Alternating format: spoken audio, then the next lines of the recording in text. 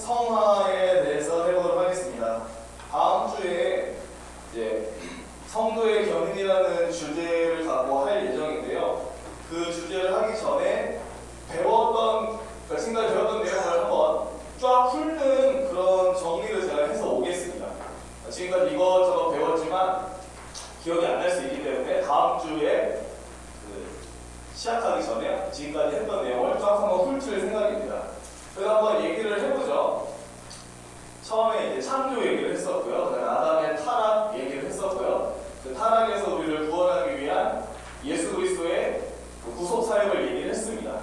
그 다음에 이제 그럼 예수님이 이루어 놓으신 구원이 어떻게 우리의 것이 되느냐라고 하면서 이제 구원론을 시작했는데 그때 처음 배웠던 게 혹시 뭔지 기억나시나요? 세 글자인데 기읍, 리을, 시옷입니다.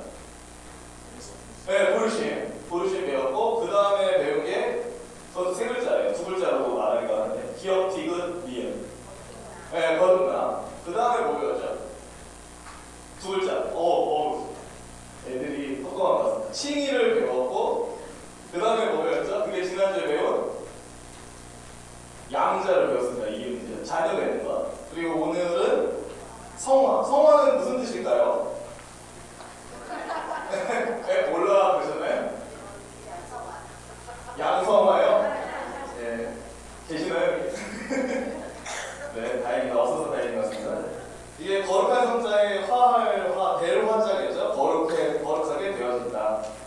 성화가 뭔지 한번 오늘 배워보고요. 특별히 성화는 2페이지밖에 내용이 안 들어가 있고요.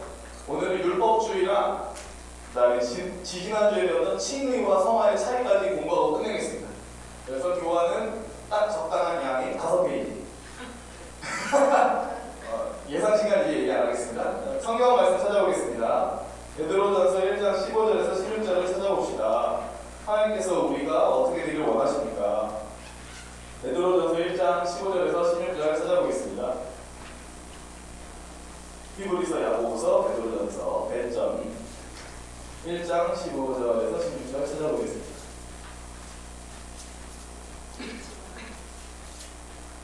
다 찾으셨으면 한 목소리로 두 절 함께 읽겠습니다. 시작. 너희를 부르신 거룩한 이처럼 너희도 모든 행실에 거룩한 자가 되라. 기록되었을 때 내가 거룩하니 너희도 거룩할 자가 하셨느니라. 아멘. 하나님께서는 우리가 어떻게 되길 원하시죠? 네, 그걸 쓰시면 됩니다. 우리 보고 거룩하라고 말씀하시죠? 왜 우리 보고 거룩하라고 하시죠? 그렇죠. 하나님이 거룩하십니다. 그게 답입니다. 하나님이 거룩하신 것처럼 우리 또한 거룩하길 바라십니다. 그게 하나님의 원함이세요. 네, 다 쓰셨죠? 네. 그럼 밑에 거를 그냥 제가 읽을게요. 하나님은 자신이 거룩하심으로 자신의 형상으로 창조하신 우리 또한 거룩하기를 바라십니다. 우리를 거룩하게 만드시는 하나님의 사역을 라고 부릅니다. 네, 성화라고 부릅니다. 맞습니다. 쓰시면 됩니다. 성화라고 부릅니다. 예, 써있어요. 제가 빈칸 안 지웠나요? 잠깐만요. 혹시 빈칸이 다 채워져 있어요? 다 채워져 있어요? 성화만 채워져 있어요? 죄송해요. 제가 혹시 복사 잘못한 줄 알고. 예. 네, 이런 것을 통해서 이제 인간미도 발산하고 좋은 것 같습니다.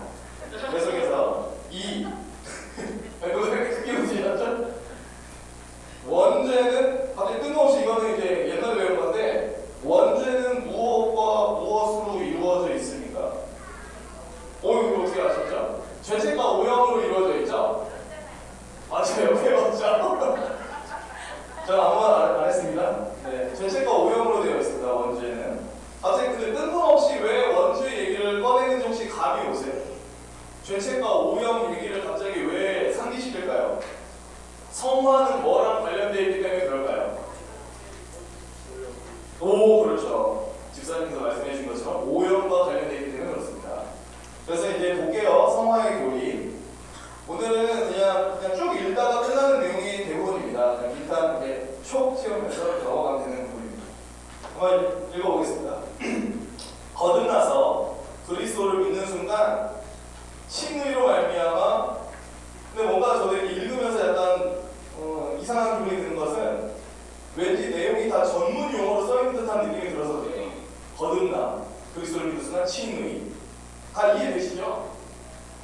네, 그냥 가겠습니다. 거듭나서 그리스도를 믿는 순간 칭의로 말미암아 원죄와 실행죄에 대한 뭐는 해결될까요? 맞아요. 죄책이 해결돼요. 우리가 위에서 지금 원죄 얘기를 꺼낸 이유가 여기에 있습니다. 그러니까 칭의, 그러니까 예수님께서 십자가에 달려 죽으시고 또 그의 일생의 순종을 통해서 우리를 의롭다 하신 그 사건 때문에 죄책은 사라집니다. 원죄, 아담으로부터 물려받은 원죄와 내가 직접 짓는 실행죄에 대한 죄책, 죄에 대한 책임, 이 형벌은 해결된다는 거죠. 그러나 부패한 본성인 뭐의 문제는 남아있을까요? 오염입니다. 오염 쓰시면 됩니다. 오염의 문제는 여전히 그 사람, 그러니까 믿는 사람 안에 남아있습니다. 그리스도의 십자가와 거듭남을 통해 죄의 절대적인 지배는 끝났지만 여전히 잔존하는 죄의 영향력은 남습니다. 한번 줄을 치면 좋겠네요. 그 세 번째 줄 거고요. 그리스도의 십자가와 거듭남을 통해 거고요. 줄을 같이 한번 쭉 칠게요. 그리스도의 십자가와 거듭남을 통해 죄의 절대적인 지배는 끝났지만 여전히 잔존하는 죄의 영향력은 남습니다. 줄을 쳐주시면 좋겠습니다. 그러니까 죄가 우리를 지배하거든요. 죄의 지배가 크게 두 가지 지배가 있습니다. 근데 이거는 용어이기 때문에 굳이 외우실 필요는 없는데, 죄의 절대적인 지배가 있고요. 죄의 상대적인 지배가 있어요. 근데 이 개념이 어떤 거냐면, 죄의 절대적인 지배는 죄의 지배에서 벗어나지 못한다는 의미입니다. 죄의 절대적인 지배라는 말은 누군가가 죄의 지배에서 조금 더 벗어나지 못한다는 거예요. 그럼 질문을 해볼게요. 예수 그리스도를 믿는 사람은 죄의 절대적인 지배 아래 있을까요? 상대적인 지배 아래 있을까요? 그렇죠. 상대적인 지배 아래 있습니다. 믿지 않는 사람들은 죄의 절대적인 지배 아래 있어서 죄 짓는 것 외에 다른 거 하지 못합니다. 물론 본인은 죄 짓는다고 생각 안 하겠죠. 그럼에도 불구하고 믿지 않는 자, 그러니까 그리스도를 알지 못하는 자는 완전히 죄의 노예로 삽니다. 죄의 절대적인 지배를 받는 자. 그럼 그리스도인은 죄의 절대적인 지배를 받지 않아요. 예수 그리스도의 속량으로 말미암아. 그래서 이제 그 얘기를 하는 거예요. 죄의 절대적인 지배는 끝났지만 여전히 잔존하는 죄의 영향력은 남습니다. 그래서 인간의 부패한 본성은 신자 안에 계시는 성령의 역사로 순결하게 돼야 할 필요가 있습니다. 지금 한 설명이 다 성화와 관련된 설명입니다. 성화는 근본적으로 하나님의 뭐와 관련이 되죠? 네, 거룩하심에 동그라미 쳐주세요. 그 다음 문단 읽고 있습니다. 하나님의 거룩하심이란 예전에도 말씀드린 적 있지만 거기 써놨습니다. 존재에 있어서 모든 피조물과 구별되는 초월성. 말이 너무 길다 싶으시면 초월성에 동그라미 치시면 돼요. 그러니까 우리랑 하나님의 되게 격차가 다르다는 거죠. 그분이 거룩하시다라는 것은 그분과 우리가 같지 않다. 우리와 차원이 다르신 분이다. 이런 의미고요. 근데 이 거룩하심을 말할 때 또 하나의 의미는 하나님 자신의 도덕적 완전성. 그러니까 이제 거룩한 게 뭡니까? 라고 얘기한다면 이렇게 이해하시면 됩니다. 하나님은 이 세상에 있는 모든 피조물과 구별되는 격이 이제 더 높은 차원에 계신 분이시다. 또 그분은 도덕적으로 완전하시다, 순결하시다, 깨끗하시다 이렇게 이해하시면 되겠습니다. 세 번째 줄을 마저 읽겠습니다. 하나님은 인간을 하나님의 형상으로 창조하셨고 이로써 인간은 도덕성을 갖게 되었습니다. 이제 문제가 생겼습니다. 아담의 타락 이래로 모든 인간은 선천적 부패성과 실행죄의 반복으로 인해 도덕성이 심히 부패하고 많은 결함을 갖게 되었습니다. 그 다음 부분 줄 치겠습니다. 성화는 신자 안에 있는 죄의 오염을 깨끗게 하시는 성령님의 작용입니다. 성령님이 우리 안에 일하셔서 우리를 깨끗하게 하심으로 하나님을 닮게 하시고 창조 목적에 부합한 사람이 되도록 바꿔나가시는 과정이 성화인 겁니다. 다음 장으로 넘어가겠습니다. 아직 안 넘어가네. 제 것만 넘어가죠. B 성화의 특징. B씨 금방 할 것 같습니다. 첫째, 성화는 초자연적인 역사입니다. 다 맞아요. 하나님이라고 쓰셔도 되고 성령님이라고 쓰셔도 돼요. 근데 여기서 강조하고 싶은 것은 성화의 주도권 주도권이 사람에게 있는 것이 아니라 하나님께 있다는 겁니다. 우리가 더 거룩해지고 깨끗해지는 것의 주도권이 사람이 아니라 하나님께 있다는 겁니다. 그냥 쭉 읽어볼게요. 성화에 있어 인간이 순종으로 협력하는 것은 사실이지만 죄인의 성품을 순결하게 하는 주체는 인간이 아니라 성령님이십니다. 요걸 일단 말하고 넘어가겠습니다. 그 다음 둘째, 좀 성화의 특징 계속 볼게요. 둘째, 성화는 인간이 하는 사역입니다. 뭘까요? 한번 그 뒷부분을 읽어볼게요. 성령께서 주도권을 갖고 계시지만 우리를 성화되어가게 하심에 있어 당신 홀로 일하지 아니하시고 인간의 순종을 사용하셔서 일하십니다. 성령님은 신자를 거룩하게 하시는 데 있어 신자를 제외하거나 그를 거슬러 역사하시지 않고 그와 함께 그 안에서 역사합니다. 그러면 이제 빵구를 채워보겠습니다. 둘째, 성화는 인간이 가치라고 써도 되겠네요. 가치도 괜찮고 협력이라고 쓰셔도 됩니다. 성화는 인간이 협력하는 사역입니다. 예전에 담임 목사님이 그리스도인의 삶이라는 주제로 수요성경대회 하셨었잖아요. 지금도 이제 오전반을 하고 계신데 그때 그 얘기를 하셨었어요. 무슨 얘기를 하셨냐면 예수 믿고 성령 받은 사람의 마음은 뭐라고 할까요?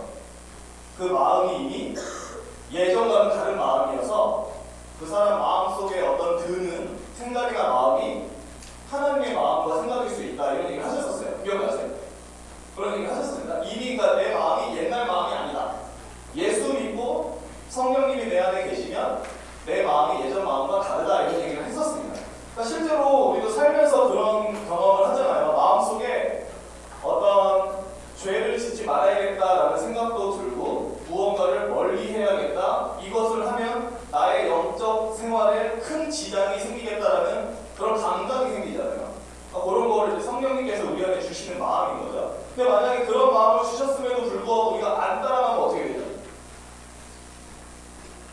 거룩함에 더 이렇게 오를 수 없는 거죠. 어떤 예를 들면 좋을까요? 뭐 적당한 예가 떠오르지 않습니다. 보통 예를 떠올리자면 막 나쁜 예밖에 떠오르지 않기 때문에 아주 쉬운 예를 들죠. 남자들이 많이 빠지는. 예를 들어서 남자들이 마음속에 어떤 그런 것들을 보고 싶은 마음이 들었어요. 그런 것들을 보고 싶은 마음이 들었어요. 그런 것들을 보고 싶은 마음이 들었는데 갑자기 마음 한켠에 불쑥 이제 뚫고 들어오는 마음이 있습니다. 그것을 하지 말라라는 그런 마음이 들어요. 하나님이 기뻐하시지 않을 것 같다. 이제 두 가지 선택지가 있죠. 이 성령님이 주신 이 마음을 따라서 그것을 하지 않든지 아니면 그것을 하든지. 그러니까 우리의 선택이 달려있는 겁니다. 하나님께서 마음을 주셔도 우리가 만약에 그릇된 선택을 하면 성화되는 데 있어서 큰 진보를 이루지 못할 수 있어요. 그러니까 신앙생활을 길게 했다고 해서 그 신앙생활의 길이에 비례해서 이 사람이 성화가 많이 된다고 얘기할 수 없는 겁니다. 그러니까 더 투철하게 내 안에 주시는 성령님의 마음, 또 거룩한 신앙 양심을 따라서 투철하게 싸운 사람이랑 그렇지 않고 그냥 길게 신앙생활하는 사람이랑 다르다는 거예요. 그러니까 신앙생활의 길이가 곧 나의 성화의 정도를 나타내주는 척도는 아닙니다. 치열하게 싸워보시나요? 네, 저부터 잘하겠습니다. 아무튼 그렇습니다. 성화는 저절로 되는 게 근데 또 저절로 되는 게 아니라고 얘기하기 또 어폐가 있어요. 왜냐면 우리가 거룩하게 살기를 끊임없이 거부하면 뭐가 올까요? 하나님의 사랑의 매가 오기 때문에 또 우리가 예기치 못한 은혜가 임해서 다시 거룩하게 살고자 하는 열망을 또 하나님이 불어 넣어주시기 때문에 쉽게 단정 지을 수는 없지만 아무튼 우리가 적극적으로 참여할 필요가 있다는 거죠. 저절로 거룩하게 되겠지 뭐 하면서 그런 좀 많은 이런 게 아니라. 그리고 일종의 거룩하게 사는 거는 약간 습관과도 같다고 생각을 합니다. 그러니까 사람이 특정 행동에 길들여지는 걸 다 아시죠? 특정한 행동에 길들여집니다. 계속 똑같은 행동을 반복하는 그 행동에 길들여져요. 그래서 무슨 문제가 생기냐면 죄를 짓고 싶지 않은데도 이미 죄를 짓는 행동이 길들여져서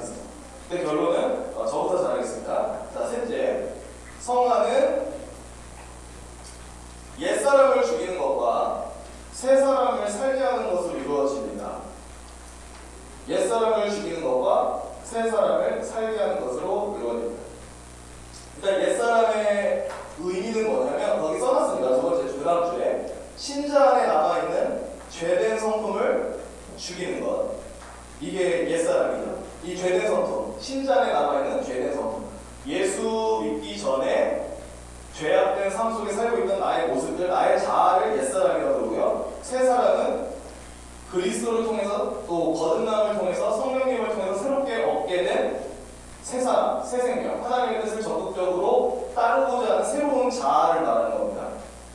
이 과정이 계속 있다는 거죠. 우리가 점점 거룩해지는 것은 죄를 짓고자 하는 옛 본성을 죽이고 그리고 하나님의 뜻을 따르려 하는 새 본성을 살리고 이게 계속 반복되는 겁니다. 죽고 살고 죽고 살고 이 과정을 통해서 우리가 점점 하나님께서 기뻐하시는 사람으로 비춰지는 거죠. 넷째, 성화는 전 인격에 영향을 줍니다.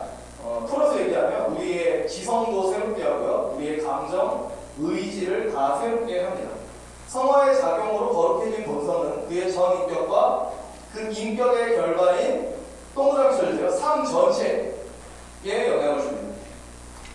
그러니까 우리가 거룩해지면 삶 전체가 변한다는 거죠. 가장 직접적으로 영향을 받는 부분은 거기 그 단어도 동그라미 쳐주세요.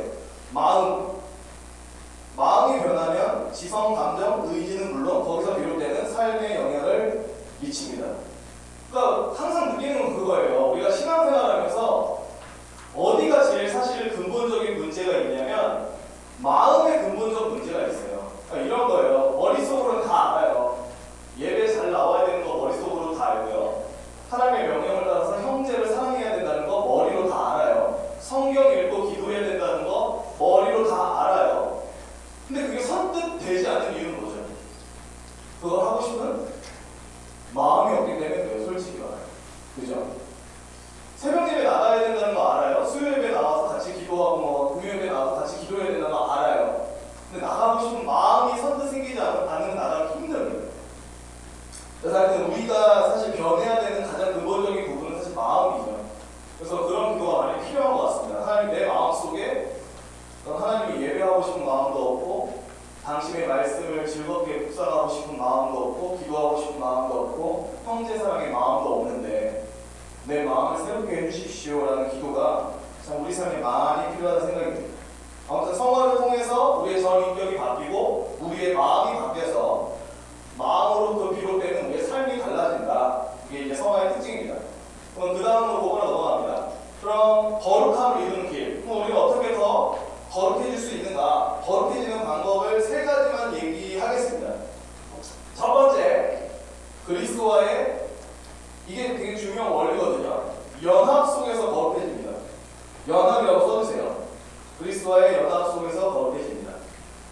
나중에 기회가 닿으면 그리스도와의 연합이라는 이 주제 가지고 한 주 동안 또 해보도록 하겠습니다. 로마서 말씀 한번 같이 읽어볼게요. 이게 뭔지 로마서 같이 읽어보겠습니다. 시작.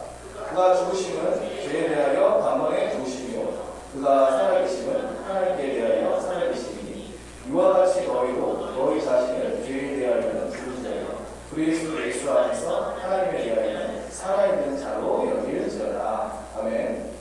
그러니까 연합의 가르침이 있습니다. 우리가 그리스도와 함께 죽었고 그리스도와 함께 살았다. 그래서 이제 여기 바울이 말하는 것처럼 우리가 그리스도와 함께 십자가에 달려 죽음으로 죄에 대해서 죽었고 또 그리스도와 함께 부활함으로 의에 대해서 하나님 앞에서 살았다 이런 얘기를 합니다. 그러니까 죄를 짓는 옛삶에 대해서는 죽었고 하나님의 뜻을 적극적으로 따르는 새 삶에 대해서 살았다는 거예요. 근데 이 일이 어떻게 이루어질 수 있냐면 우리가 그리스도와 함께 그러니까 그분께 연합해서 그분께 붙어서 같이 죽었고 같이 살았기 때문이다 라고 바울이 얘기를 합니다. 그래서 우리가 항상 기억해야 되는 게 있어요. 그게 그 문단 밑에서 두 번째 줄 가운데 거기 줄을 한번 쳐볼게요. 이 진리를 바탕으로 그러니까 이 진리가 뭐냐면 우리가 그리스도와 함께 죄에 대해서 죽었고 의에 대해서 하나님 앞에서는 살았다라는 진리를 바탕으로 패배주의적 사고를 버리고 긍정적 자아상을 가진 채 죄와 유혹에 대항해서 싸워야 됩니다. 이 얘기를 왜 구구절절 썼냐면 이런 거죠. 그러니까 기독교인들도 다 알아요. 뭘 아냐면 내가 예수 믿어도 죄 짓는다는 거 알아요. 그러면서 어떠한 이제 합리화로 가냐면 그래 나는 원래 죄인이었기 때문에 죄를 지을 수밖에 없지라고 하면서 약간 자기 합리화로 갑니다. 혹은 나는 죄를 지을 수밖에 없는 사람이야라는 패배주의적인 생각에 젖어 살아요. 아니 내가 뭘 하겠어 거기 뭘 더 하겠어. 내가 무슨 죄와 싸우겠어. 난 원래 죄인인데 뭐. 난 원래 죄에 지는 게 당연한 사람이고 원래 죄에 굴복하는 게 당연한 사람이야. 왜냐면 난 죄인이니까. 이런 식의 패배주의적 사고에 젖을 수 있다는 거죠. 다 공감하시죠, 이건지. 똑같은 죄를 반복적으로 짓게 되면 우리의 양심도 이제 뭐랄까요? 우리 마음도 상처를 받고 우리 스스로도 자책감에 빠지기 때문에 이런 패배주의적 사고에 빠져요. 그러니까 죄에 몸부림치려고 하는 그 시도 자체가 없어진다는 겁니다. 어차피 죄에 굴복할 걸. 뭐하러 싸우나? 난 죄인이라서 어차피 질 텐데. 난 죄를 못 이길 텐데. 라는 그러니까 패배주의적 사고에 젖어서 살 수 있어요. 그리스도인들도요. 근데 바울의 말은 그렇지 않죠. 너희가 예수 그리스도와 함께 십자가에 달려 죽었기 때문에 너희는 죄에 대해서 죽은 거다. 그러니까 당연하게 죄에 끌려간다는 것은 그리스도인에게 해당하지 않는다라는 얘기를 하는 겁니다. 그러니까 우리가 요거를 생각하면서 그래, 물론 내가 죄를 많이 짓고 똑같은 죄 계속 짓지만 내가 막 운명적으로 죄를 지을 수밖에 없는 그런 사람은 아니지 라는 것을 기억하셔야 돼요. 그리고 여기서 말하는 이제 긍정적 자아상이라는 것은 나는 위대해, 난 괜찮은 사람이야 그런 의미가 아니라 예수 그리스도와 함께 죽었고 다시 살아남으로 말미암아 하나님의 뜻을 적극적으로 따를 수 있는 사람이 되었다라는 자아상입니다. 근거 없이 나는 좋은 사람, 나는 훌륭한 사람, 나는 무한한 가능성을 가진 사람 이런 의미가 아니라 예수 그리스도와 함께 영적으로 살아난 사람이기 때문에 죄에 대항해서 싸울 수 있다라는 의미로 그걸 쓴 겁니다. 그래서 이게 개념이 좀 어려워서 저도 이 이상으로 설명하지 않겠습니다. 하지만 기억하셨으면 좋겠습니다. 그리스도인은 죄의 절대적인 지배를 받는 자들이 아닙니다. 죄의 지배에서 꼼짝 못해가지고 죄만 짓고 살지 않습니다. 기독교인들은. 왜냐하면 예수 그리스도의 십자가를 통해서 죄의 지배에서 풀려났기 때문이에요. 그래도 여전히 죄가 영향력을 끼치고 있어서 우리를 주장하고 있긴 하지만 우리에게 영향을 끼치긴 하지만 그럼에도 우리가 내가 그리스도와 함께 죽었고 그와 함께 살았다. 죄에 대해서 죽었고 의에 대해서 살았다라는 것을 기억하시면서 죄에 대항해 싸워야 됩니다. 그 다음에 우리는 뭐를 통해서 거룩해지느냐? 요한복음을 읽고 답을 한번 써보겠습니다. 요한복음 같이 읽을게요. 시작. 그들을 진리로 거룩하게 하옵소서. 아버지의 말씀은 진리이다. 뭘 통해 거룩해질까요? 진리 말씀 막 들리는데요. 일단 제가 의도한 답은 진리예요. 하지만 말씀이라고 쓰신 분도 정답입니다. 안 틀렸어요. 왜냐하면 진리가 어디에 써있죠? 네, 하나님의 말씀은 성경에 써있기 때문에 맞습니다. 그 다음 부분 한번 끝까지 쭉 한번 같이 읽어볼까요? 읽겠습니다. 시작. 그리스도가 더 이상 이 땅에 계시지 않더라도 진리는 하나님의 말씀에서 발견됩니다. 우리는 하나님의 말씀인 성경을 통해 거룩함에 있어 성장해야 합니다. 성경은 마땅히 우리가 지향해야 할 삶의 모습들을 가르쳐 줍니다. 네, 그렇습니다. 특히 어떤 하나님의 명령 있잖아요. 이렇게 해라. 혹은 이렇게 하지 마라. 이런 율법의 규율들을 잘 보시면 우리가 어떻게 하면 거룩하게 살 수 있는가에 대한 지식을 얻을 수 있습니다. 대표적으로 십계명이죠. 십계명을 비롯한 신구약 성경에 나와 있는 그런 명령들을 우리가 유심히 살펴보면 하나님께서 우리에게 요구하시는 거룩한 삶이 뭔지 알 수 있습니다. 성경을 많이 알아야 어떻게 살아야 되는지 더 많이 알고요. 성경을 많이 알아야 또 뭐도 알게 되냐면 하나님이 우리에게 요구하시는 것이 굉장히 수준이 높다는 것도 알게 됩니다. 그러니까 적당히 해서는 될 만한 문제는 아니구나라는 것도 알게 돼요. 그래서 진리, 하나님의 말씀을 우리가 더 알아야 되고 그 말씀에서 가르치는 것을 우리의 지향점으로 삼아서 달려갈 필요가 있습니다. 세 번째, 요거는 좀 생소합니다. 왜냐하면 저도 이거를 언제 알았냐면 신학대학원 3학년 때 알았어요. 저는 그랬어요. 이거 신학대학원 3학년 때 알았는데 뭘까요? 바로 옆에 힌트가 있죠. 맞아요. 믿음으로 거룩해집니다. 아니 이게 무슨 소리지? 믿음으로 거룩해집니다. 이 의견은 이제 헤르만 바빙크라고 하는 학자가 주장한 건데요. 왜 믿음으로 거룩해지는지 설명이 좀 나와 있습니다. 읽어볼게요. 믿음으로 우리는 그리스도와의 연합을 붙잡습니다. 그게 이제 1번 설명이랑 연결된다고 생각하시면 됩니다. 그리고 뒤에 뭐라고 써있냐면 믿음으로 죄가 더 이상 우리를 지배하지 못한다는 사실을 받아들입니다. 그렇죠? 이거 믿음으로 받아들여야죠. 그래, 죄는 더 이상 나를 지배하지 못해. 또 믿음으로 뭘 붙잡을 수 있냐면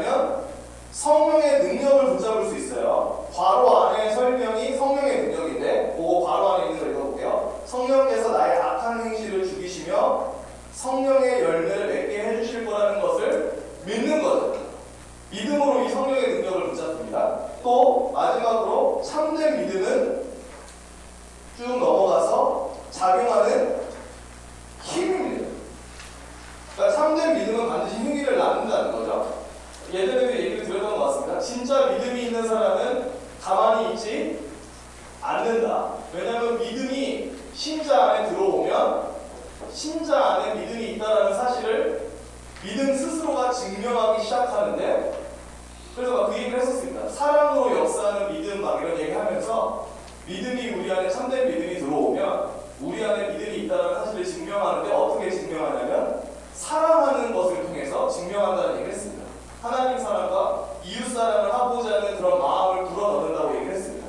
그래서 믿음은 죽어있지 않습니다. 진짜로 믿음을 갖고 있는, 하나님이 주신 참된 믿음을 갖고 있는 사람은 움직이게 돼 있습니다. 하나님의 뜻을 따라서 움직이게 돼 있습니다. 그래서 우리가 거룩해지는 세 번째 그 길이 믿음을 통해 내가 그리스도와 함께 죽었고 다시 살았다는 것을 받아들이고, 믿음을 통해 죄가 더 이상 나를 지배하지 못한다는 사실을 받아들이고, 믿음을 통해 성령의 도우심을 붙잡고, 그리고 참된 믿음은 우리 안에서 살아 움직이기 때문에 믿음은 우리를 거룩하게 한다는 겁니다. 그래서 이 세 가지를 기억하시면 좋을 것 같습니다. 진리로 우리를 거룩하게 하시고, 또 믿음으로 우리를 거룩하게 하시고, 또 예수 그리스도와 함께 그분 안에서 우리를 거룩하게 하신다. 이런 얘기를 해드리겠습니다. 이제 성화에 대한 간략한 개요를 넘어가고 율법주의에 대한 얘기를 좀 하겠습니다. 이게 이제 접시 돌리는 삶이라고 썼는데 TV에 보시면 그런 거 보셨을 거예요. 무슨 서커스나 이런 거 하는데 이제 긴 막대가 있는데 이게 유연한 막대가 있어요. 흔들리는 막대. 그 막대 위에다 접시를 올려서 막 이렇게 돌리는 거 보셨죠? 그거 보신 적 계시죠? 하나는 돌리면 끝나나요? 그 요기하는 사람이? 하나 돌리고 꽂아놓은 다음에 또 다른 막대에 갖고 와서 또 접시에 이렇게 쫙 한 다음에 그다음에 세 번째 하고, 그러다가 첫 번째 접시로 다시 가서 이 막대에 다시 돌려서 접시 제정신 차리게 하고 막 이렇게 하는.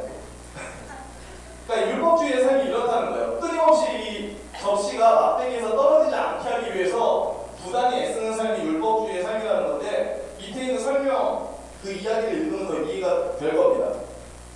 이게 영어 이름으로 되어 있어요. 왜냐하면 이 내용을 갖고 온 게 외국책이기 때문에. 그냥 한번 제가 읽어볼게요. 주인공은 스튜어트입니다.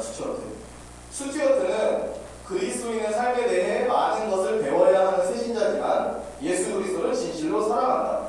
어느 주일 오전 예배 시간에 친구 마이크는 스튜어트가 로마서를 찾는데 애를 먹는 모습을 본다.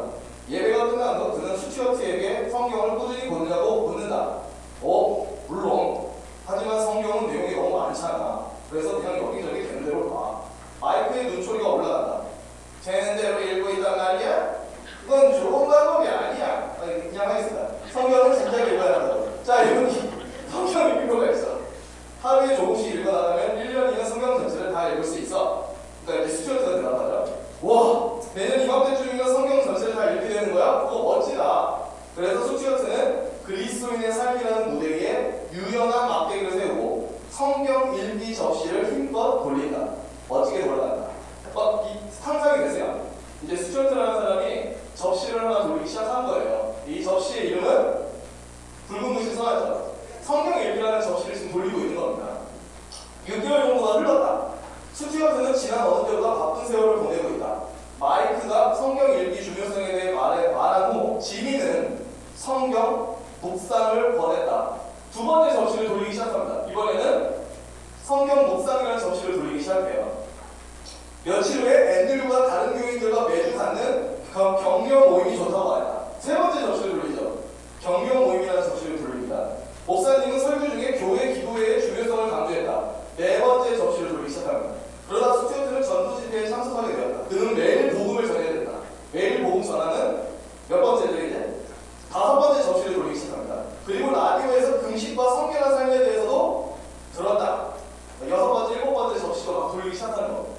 처음에는 성경 읽기 접시 돌리다가 여기다가 성경 묵상 접시 추가하고 격려 모임 접시 추가하고 첫 번째 접시가 흔들릴 것 같으면 다시 얼른 달려가서 다시 성경 읽기 접시 열심히 돌리고 이렇게 살았다는 거죠.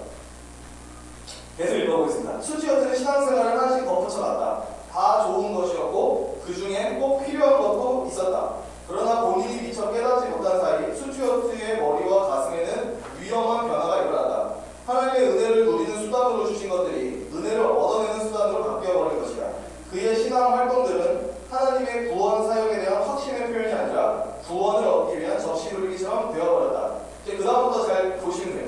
주일 아침이면 그 변화가 분명히 드러난다. 어느 주일 스튜어트는 신실하고 열정적으로 하나님을 찬양한다. 한 주를 정말 잘 살았기 때문이다. 그러니까 이거는 뭔 소리냐면 성경 읽기 접시와 성경 묵상 접시와 경영 모임 접시와 이 모든 접시를 잘 돌렸다는 겁니다. 그러니까 이게 비유적으로 말하는 거죠. 한마디로 성경 읽기, 성경 묵상, 경영 모임, 교회 기도회를 다 잘 참석했다는 거예요. 본인이 그렇게 잘 참석했다라고 생각하기 때문에 하나님 앞에 신실하고 열정적으로 찬양을 한답니다.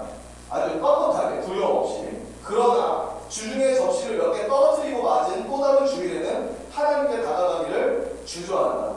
그러니까 여기 있는 여러 개의 접시 중에 어느 주는 성경 읽기를 제대로 못했고 복음 전하기를 제대로 못했다고 쳐요. 그러니까 접시 몇 개를 떨어뜨린 거죠. 바닥에 깨뜨린 거죠. 그러고 나면 이제 하나님께 다가가기를 주저한다는 겁니다. 마음껏 예배하기가 어렵다. 왜냐하면 하나님이 나를 받아주지 않는 듯한 느낌이 들기 때문이다. 이 스튜어트의 증세가 뭔지 다 아시겠죠? 공감되시나요? 이건 다 공감이 될 수밖에 없습니다. 기독교인들은 스스로 생각하기에 이번 주에 성경 묵상 꾸준히 잘 한 주와 그렇지 않은 주에 있어서 기분이 다를 수 있어요. 성경 묵상 꾸준히 잘하고 기도도 많이 하고 전도도 열심히 한 주는 뭔가 예배당에 딱 오면 하나님이 나를 웰컴, 어서 와라 할 것 같고 예배당은 나를 위한 자리인 것 같은 느낌이 듭니다. 근데 만약에 내가 한 주 동안 성경도 제대로 안 읽고 기도도 제대로 안 하고 전도 활동도 잘 안 하다가 교회에 오면 마치 교회는 가시방석처럼 느껴진다는 거예요. 근데 이게 뭐 때문에 이 느낌의 차이가 지금 생기는 거죠? 나의 행위. 내가 이걸 얼마나 잘했냐, 내 행위가 얼마나 성실하고 투철했냐, 그렇지 않았느냐에 따라 내가 느끼는 감정이 달라진다는 겁니다. 다시 밑에 읽을게요. 어디였냐면 주일에 하나님께 다가가기를 주저한다. 마음껏 예배하기가 어렵다. 하나님이 자신을 받아주지 않는 듯한 느낌이 들기 때문이다. 그가 신뢰하는 것은 이제 복음이 아니라 자신의 행위인데 그것이 시원치 않으면 불편함에 시달리게 된다. 이 스튜어트의 모습이 뭐냐면 바로 율법주의입니다. 이게 율법주의예요. 우리가 율법주의 얘기를 듣는데 율법주의가 뭐예요? 라고 한다면 그러니까 일단 그걸 오해하시면 안 됩니다. 성경 묵상을 반드시 그러니까 이런 거죠. 여기 나와 있는 7개의 접시 성경 묵상 안 해도 된다는 말이 아닙니다.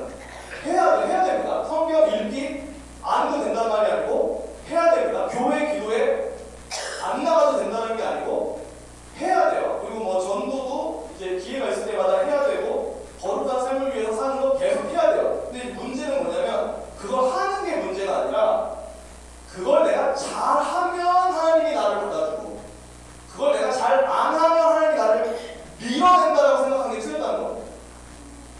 내가 신앙 의무를 철저하게 하면 예배당은 왠지 따뜻하고 포근한 곳, 내가 신앙 의무를 좀 못해하면 가시방석으로 느끼는 게 율법주의라는 거예요. 왜냐하면 그 따뜻한 곳 혹은 가시방석이라고 느끼게끔 만드는 그 뭐라 해야 될까요? 작용하는 게 뭐냐면 내 행위이기 때문에 내가 잘하면 하나님이 나를 용서하고 받아주시겠지만 내가 잘 못하면 나를 용서하고 받아주지 않아라고 생각하는 게 율법주의입니다. 이해가 되셨나요? 그러니까 기독교인들이 이 율법주의의 늪에 되게 잘 빠져요. 잘 빠져요. 특히나 열심히 신앙생활하는 분일수록 여기에 더 잘 빠져요. 이번 주는 내가 새벽 기도회를 잘 가고 수요예배, 금요예배, 교사, 찬양대, 섬김 다 잘했다. 하나님이 나를 반겨주시겠거든. 근데 이번 주는 너무 졸려갖고 새벽 예배 3번이나 빠지고 수요예배도 어떻게 하다 못 가고 하나님이 나 싫어하시겠다. 고개를 못 들겠네. 이러한 반응이 율법주의라는 겁니다.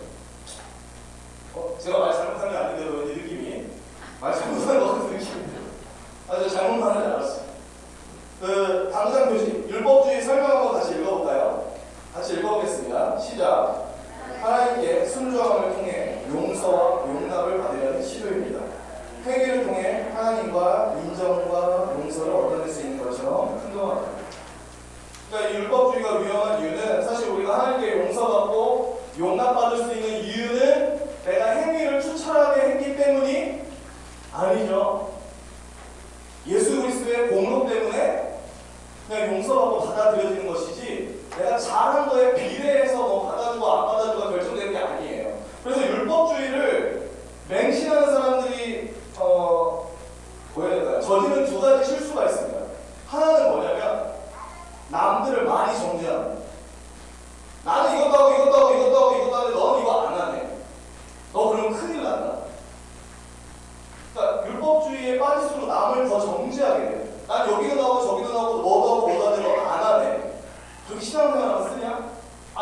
마음이 뭔지 알아요. 신앙생활을 더 잘하자, 다시 열심히 하자, 이런 의도로 말할 수도 있고, 한편으로는 내가 더 많은 신앙적 의무를 행할까? 나는 너보다 월등한 신앙인. 이러한 실수를 저지릅니다. 그러니까 자기가 의롭다라고 스스로 생각하는 거예요. 또 하나의 문제는 뭐냐면, 율법주의에 지나치게 빠지면 사실 그 사람은 예수님이 필요 없습니다. 그러니까 우리가 하나님께 용서받고 이렇게 용납받을 수 있는 방법이 없기 때문에 예수님이 오신 건데, 끊임없이 자기 행위로 용서받고 용납받으려 한다는 것은 나한테는 예수가 필요한 게 아니고 나의 행위가 필요합니다라고 끊임없이 말하는 거기 때문에, 율법주의를 맹신하는 사람은 예수 그리스도가 사실 필요하지 않습니다. 그분에게 사실 예수 그리스도가 그다지 귀하지 않습니다. 좀 이해가 되시나요? 계속해서 얘기를 해볼게요. 이제 칭의와 성화의 차이를 얘기하겠습니다. 이 칭의와 성화의 차이를 얘기하는 이유는, 이거 칭의와 성화가 다르다는 것을 구분하지 못하면 율법주의에 빠지기 때문에 그렇습니다. 얘기를 할게요. 칭의, 배웠던 거 다시 얘기합니다. 한번 우리 네 줄을 같이 한번 읽어보겠습니다. 칭의 설명 같이 읽을게요. 시작. 자신의 죄를 회개하고 예수 그리스도를 믿는 그 순간 하나님께서 우리의 의로움을 선언하십니다. 재판장이신 하나님은 예수님을 믿는 신자를 의롭다고 판결하십니다. 우리 죄의 기록을 없애셨을 뿐 아니라 그 아들의 의를 우리의 의로 여겨주십니다. 그러니까 예수 그리스도의 이 공로와 이 칭의로 말미암아 우리가 하나님께 용서받고 용납받습니다. 내 행위를 떠나서. 그래서 뭐 칭의 같이 나눌 때도 얘기했지만, 때로는 내가 한 주를 엉망으로 살았더라도 가시방석처럼 느껴지시더라도 그 마음에 짓눌리지 마시고 그리스도를 믿고 하나님께 나아가야 된다고 했습니다. 하나님이 거절하지 않으시기 때문에 그렇게 하면 된다라고 얘기를 했습니다. 이제 성화 설명 한번 같이 읽어볼게요. 5줄 읽어보겠습니다. 시작. 복음의 능력은 우리가 의롭다 칭함을 받는 것에서 그치지 않습니다. 하나님은 죄인을 의롭다 선언하신과 동시에 그 죄인이 그분의 아들을 닮아가도록 만드시는 과정을 시작하십니다. 성령의 사역을 통해 그분의 말씀의 능력과 다른 신자들과의 교제를 통해 하나님은 죄를 향한 우리의 욕구를 벗겨내시고 우리 마음을 새롭게 하시고 우리 삶을 바꿔주십니다. 하나님께 믿음으로 의롭다함을 받은 신자는 거기서 끝나는 게 아니라 그때부터 바로 뭐가 시작되냐면 성화가 시작된다는 거예요. 의롭다함을 받은 죄인은 그때부터 바로 의롭다함을 받은 동시에 거룩한 삶으로의 변화가 시작된다는 겁니다. 그게 복음의 능력이라는 거예요. 복음의 능력이라는 게 나 이제 예수 믿으니까 내 마음대로 살아야지가 아니고, 진짜 믿은 사람은 거룩한 삶으로의 싸움을 시작한다는 거예요. 성화가 그냥 곧바로 시작된다는 거예요. 그때부터. 그래서 칭의와 성화의 차이를 좀 표를 만들었어요. 칭의와 성화의 차이를 볼게요. 칭의는 의롭다고 선언되는 겁니다. 그러니까 내가 잘하고 못하고를 떠나서 예수 그리스도의 십자가와 그의 순종을 근거로 우리를 의롭다고 선언해 주시는 거예요. 나의 행위를 떠나서 예수 그리스도의 행위를 근거로요. 그런데 성화는 뭐냐면 이제 의롭다고 선언됐을 뿐만 아니라 실제로 의로워지는 거죠. 실제로 거룩해지는 거죠. 의로운 사람으로 칭함 받았다면 정말로 의로운 사람으로 빚어지는 거예요. 점점 하나님의 뜻을 잘 따르는, 하나님의 뜻에 합한 사람으로 변화되어 가는 겁니다. 그럼 칭의는 또 뭐냐? 하나님의 존전에서 우리가 받은 자리입니다. 자리. 그러니까 내가 뭐 잘하고 못한 걸 떠나서 나는 의인이라고 칭함을 받았고 하나님의 자녀로 그분의 호적에 등록됩니다. 근데 성화는 뭐냐면 훈련이에요. 훈련. 오른쪽에 그 빈칸 있잖아요. 거기 쓰시면 돼요. 훈련. 칭의를 훈련하진 않아요. 내가 더 훈련하면 의로운 사람 더 칭의에 보탬이 되겠지, 이런 식으로 얘기하지 않습니다. 성화는 훈련이고 칭의는 내가 잘하고 못함을 떠나서 예수 그리스도를 통해서 단번에 얻은 자리, 지위입니다. 의인, 하나님의 자녀, 하나님 나라의 상속자, 이런 거죠. 그 다음 칭의는 이제 객관적, 주관적 이런 얘기를 설명하기 좀 어려울 것 같아서요. 그 밑에 있는 설명을 읽을게요. 거기 채워주세요. 우리를 위한 그리스도의 사역입니다. 우리를 위한. 이걸 풀어서 설명하자면 이렇게 설명할 수 있을 것 같습니다. 우리가 하나님 앞에 용서받고 그분 앞에 받아들여지기 위해서 예수님이 해주신 것, 그 결과로 우리는 의롭다함을 얻었다. 근데 성화는 달라요. 성화는 우리 안에 이루어지는 사역입니다. 우리 안에서 역사하셔서 우리를 실제로 바꿔 놓는다는 거죠. 칭의는 뭐라 해야 될까요? 나 바깥에서 그리고 성화는 내 안에서 이루어진다고 생각해도 될 것 같습니다. 칭의 또 설명할게요. 회심 즉시 완성됩니다. 이 설명은 더 어떻게 이해하시면 되냐면 더 의로워지지 않는다는 겁니다. 예수 그리스도를 믿고 의롭다함을 받으면 더 의로워질 필요가 없다라는 거예요. 이미 예수 그리스도의 완전한 의를 우리의 것으로 소유했기 때문에 한 번에 그냥 완성 끝. 근데 성화는 달라요. 성화는 과정입니다. 과정. 내가 점점 거룩해져가는 과정이에요. 그러니까 다시 얘기할게요. 칭의는 한 번에 빵 하고 끝나는 겁니다. 법정 판결로 하고 딱 끝나는 거고, 성화는 내가 예수님의 품에 안길 때까지 계속 이루어져 가는 과정이에요. 그래서 우리는 더 칭의를 위해서 뭔가를 해야 되는 게 아니고 성화를 위해서 뭔가를 해야 된다는 거예요. 한번 계속 읽어볼게요. 율법주의자는 경건한 훈련과 선행이 자신의 칭의의 보탬이 된다고 생각합니다. 로마서가 이렇게 말합니다. 그러나 율법의 행위로 그의 앞에 의롭다 하심을 얻을 무죄가 없나니. 그 다음 부분부터 한번 쭉 같이 읽어볼까요? 그러나부터 한번 다시 읽어볼게요. 시작. 그러나 어느 누구도 선행으로 하나님의 인정과 사랑을 얻어낼 수 없습니다. 성화의 과정에 참여하는 일은 예수님을 믿음으로 하나님 앞에서 용납받고 의롭다함을 받은 후에 찾아옵니다. 그러면 우리는 하나님의 말씀에 순종하려 힘씁니다. 성경 읽고 기도하고 성경을 묵상합니다. 복음을 전합니다. 교회에서 봉사합니다. 음식을 합니다. 하나님은 그분의 말씀을 통해 많은 것들을 명령하시고 우리가 그 명령에 순종할 때 하나님께 기쁨이 되고 우리 삶에는 축복이 됩니다. 그러나 이러한 좋은 신앙 활동 중 그 어느 것도 우리의 칭의에 더 보탬이 되지 않습니다. 우리는 하나님께 더 구원받거나 더 사랑받지 않습니다. 우리는 선행을 통해서 구원받은 것이 아니라 선행을 위해서 구원받은 것입니다. 지금까지 많은 얘기를 했지만 포인트는 밑에서 두 번째 줄 끄트머리 밑에서 두 번째 줄이라고 생각하면 나도 줄을 쳐볼게요. 우리는부터 밑에서 두 번째 줄 맨 왼쪽 우리는부터 주시게요. 우리는 하나님께 더 구원받거나 더 사랑받지 않습니다. 그러니까 이 말의 의미는 내가 뭘 더 해서 더 구원받거나 내가 무언가를 더 하면 하나님께 더 사랑받는다는 개념이 없다는 거예요. 우리가 구원받고 하나님께 사랑받는 근거는 내가 뭘 더 해서 주어지는 것이 아니라 예수 그리스도의 십자가 공로로 주어지는 것이기 때문에 예수 그리스도를 믿는 자에게 있어서 뭘 더 했으니까 더 구원받고 뭘 더 했으니까 더 사랑받는다는 개념은 사실 없습니다.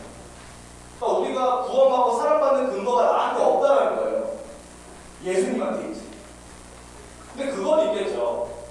부모의 마음을 잘 헤아리고 부모의 마음을 잘 따르는 자녀는 하나님이 더 기뻐하시겠죠.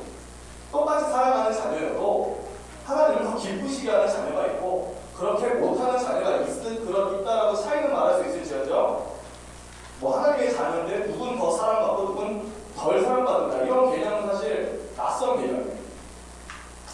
그리고 거기가 그 다음 또 중요합니다. 우리는 선행을 통해서 구원받는 것이 아니라 선행을 위해서 구원받는다는 겁니다. 그러니까 내가 선행을 했기 때문에 구원받은 게 아니라 하나님이 나를 구원하신 이유가 이제 앞으로 선행을 하는 사람으로 바꿔놓으려고 구원하신다는 겁니다. 선행의 위치가 중요합니다. 선행을 구원의 조건으로 넣어버리면 틀린 겁니다. 선행은 구원의 결과예요. 내가 구원받은 사람이니까 선하게 살아야 되가 정답입니다. 선하게 살았으니까 구원받지가 아닙니다. 이거 일반적으로 모든 종교를 가진 사람들의 이해죠. 선행을 했으니까 구원받지. 근데 기독교는 그렇게 말하지 않아요. 구원의 결과가 선행이다라고 얘기하지 선행을 했으니까 구원받는다고 얘기하지 않습니다. 그 다음 부분 읽겠습니다. 율법주의자는 신앙적 의무를 다하는 것에 집착하고 근데 이 신앙적 의무를 다하는 것이 나쁜 게 아닙니다. 근데 그 뒤가 나쁜 거예요. 그것을 근거로 스스로 의롭다 여기며 교만해집니다. 이게 문제거든요. 율법주의자들이. 그리고 자기도 모르는 사이 복음에서 멀어져 버립니다. 아까 그 얘기했습니다. 나의 행위를 의지하는 자는 예수 그리스도가 필요 없다고요. 그 얘기입니다. 우리는 하나님의 보좌 앞에 담대히 나아갈 수 있습니다. 내가 신앙적 의무를 잘 했기 때문이 아니라 예수 그리스도의 의로 옷 입었기 때문입니다. 하나님은 우리가 이와 같은 담대함을 갖길 원하십니다. 하나님은 우리의 접시 돌리기에 감탄하지 않으십니다. 이거 줄쳐주세요. 하나님은 우리의 접시 돌리기에 감탄하지 않으세요. 야, 네가 오늘은 뭐 이번 주는 성경 공동의 접시, 뭐 매일 복음 전도의 접시, 기도의 참여의 접시, 모든 접시를 잘 돌렸구나. 감격적. 우리의 행위에 감격하시지 않는다라고. 왜냐하면 하나님이 우리를 받으시는 근거가 나의 행위에 없습니다. 철저히 예수 그리스도의 공로에 있기 때문입니다. 그러므로 모든 자기 의를 포기하십시오. 그리고 우리의 대속자이시며 구원자이신 예수 그리스도의 위협과 사역을 자랑하십시오. 그러니까 여기에 복음을 제대로 이해하면 필연적 결과가 이렇게 가게 되어 있습니다. 예수 그리스도를 높이는 것으로 가게 되어 있습니다. 나같이 모자란 사람이 하나님께 거절당하지 않게 하신 예수 그리스도를 찬양합니다로 가게 되어 있습니다. 복음을 제대로 이해하면. 이제 마무리를 짓겠습니다. 마무리 제목을 예수 닮기를 내가 원하네 라고 썼는데 이건 왜 그러냐면 한번 읽어볼게요. 거의 네 줄 한번 같이 읽어볼까요? 네 줄 읽어보겠습니다. 시작. 하나님은 우리 인간을 하나님의 형상으로 창조하셨습니다. 하나님을 가장 잘 드러내고 반영할 수 있는 영광스러운 존재로 창조하셨습니다.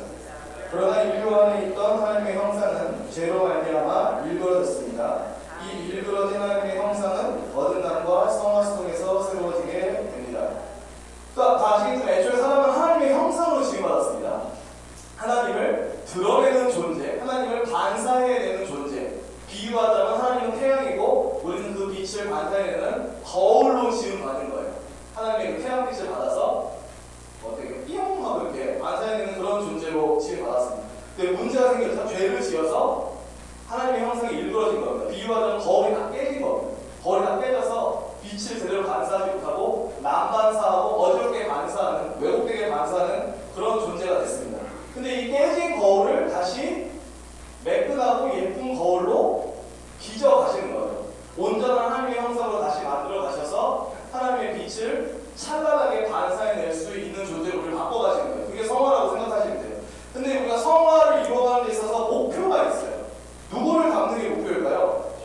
네, 예수님을 닮는 게 목표예요. 왜 예수님을 닮는 게 목표냐면 예수 그리스도가 하나님의 완전한 형상이기 때문에 그래요. 예수 그리스도만큼 하나님을 제대로 보여준 분이 없어요.